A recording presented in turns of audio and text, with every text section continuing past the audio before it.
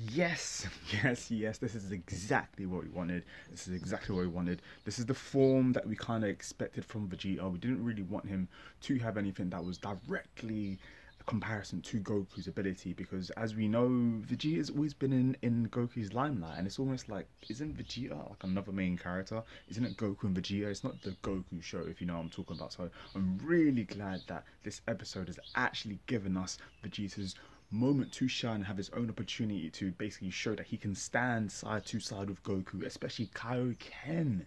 I don't know if it's Kaioken times two, but I think it's just regular Kaioken.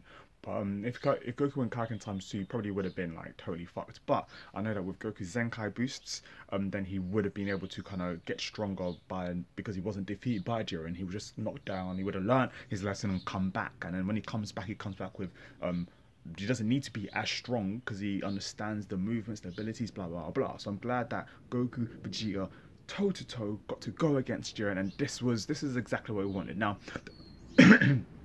oh my god, I almost choked.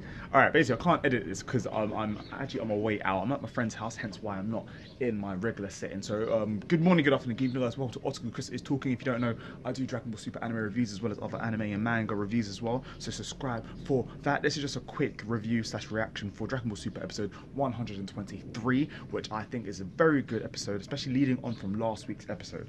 Also quickly as well, if you hear any other noise in the background, it's kind of like drains or gut rage. I don't have fucking any idea. But quickly, just go into this. So Goku, Vegeta, go against Jiren once again.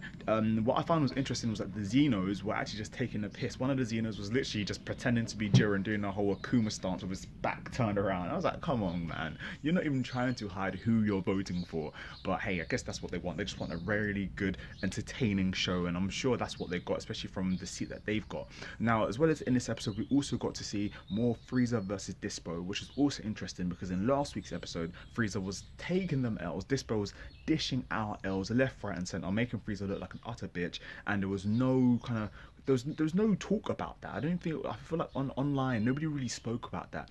And in a weird way, I kind of guess there was nothing to talk about because Frieza even proved in this episode that he was kind of like, okay, is this the best that one of the so-called Pride Troopers from Universe 11 has got, that one of the top 3 is able to do?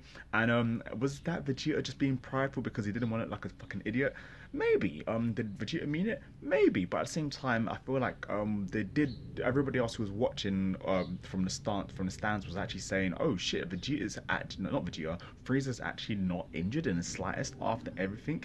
Even bloody Dispo was like that as well. So I feel like that was really nice because we got to see clarification that Frieza's not out for the count, and we also got to see a bit more teamwork between 17 against Toppo. So 17 and Gohan against Toppo, and basically 17 and Gohan first tried to do some like unison type of teamwork, but 17 even mentions, how are we going to do teamwork if we've never worked together? How about you focus on your strength, I focus on my strength, I focus on holding him and you focus on taking him out. If you take me out too, so be it. And I feel like that's a very great thing from 17, because you ain't got time to try and pretend to be pally. If you can work together, work together. If you can't, don't. And also what's really good about that is because it also leads into how Goku and Vegeta are actually managing to push Jiren back a little bit, and it's their lack of teamwork that's allowing them to do this. So once again, great piece of writing in this. Overall, the beginning of the episode wasn't that hype. The literal opening showed us the scene of Vegeta and Goku going against Jiren.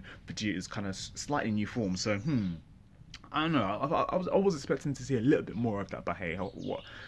Who am I kidding? This is Toei. Toei, the same people do One Piece, where they will show you like a snippet of like the end in the episode, and you're, oh my god, shit, I can't wait for the next week's episode. And then that small snippet is at the very end of the next episode. So Toei, you need to stop that shit.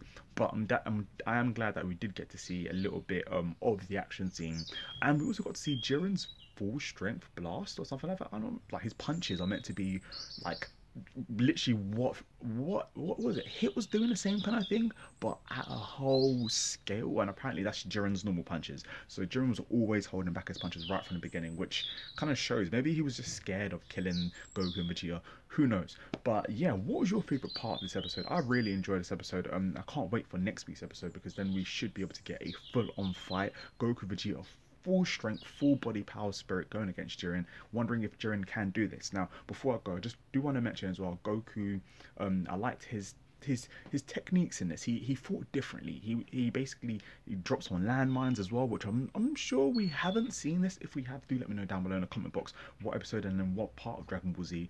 And we got to see Goku bring up the Destructo Disc, which was also super nice. But this one he called it a Hexablade Destructo Disc, which is pretty cool because this one he was able to control it. Because Jiren literally thought that he'd thrown it back, but Goku had literally thrown an extra one, which he was controlling on the sidelines. And in this arc, I think we've seen Goku do a lot more of controlling Ki Blasts, which is super nice because, I don't know, in a weird way, it's kind of like, we know you can blast it, but how else can you get creative with this? Yeah, so obviously Vegeta stood out on this episode. We got to see Vegeta's new form.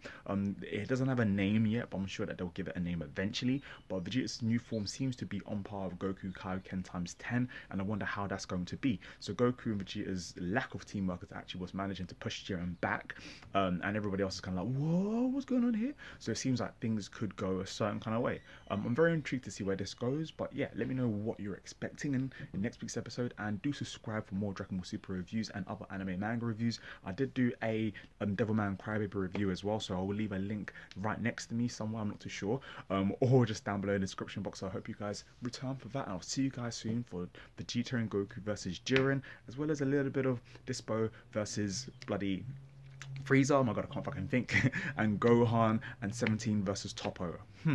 Wonder where this is gonna go. Have a great day, guys. Chris is talking. Peace.